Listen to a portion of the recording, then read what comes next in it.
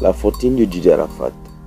Victime d'un accident de moto dans la nuit du 11 au 12 août à Abidjan, l'artiste ivoirien Ange Didier Ouan, alias Didier Arafat, est mort à 33 ans des suites de ses blessures dans une clinique d'Abidjan. Il s'en va laissant derrière lui une grosse fortune.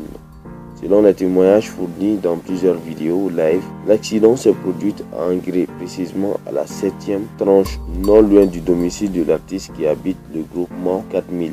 Sa moto a percuté une voiture conduite par une journaliste de Radio Côte d'Ivoire. Le chanteur, inconscient, a été rapidement pris en charge et admis en soins intensifs. Il n'a malheureusement pas survécu. L'artiste dominait la scène ivoirienne et cette hégémonie lui rapportait gros. Une fortune estimée à 2,5 millions d'euros.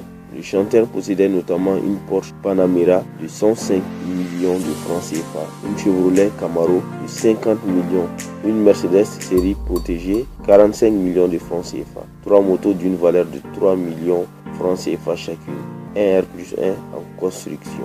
Fils d'artiste, sa mère, Tina Glamour, chanteuse controversée au début des années 90, et son père, Pierre alias Wompi, arrangeur décédé, Arafat Didier a grandi dans les quartiers de la commune de Yopougon. Si la famille vit dans l'opulence, les parents ne sont jamais présents.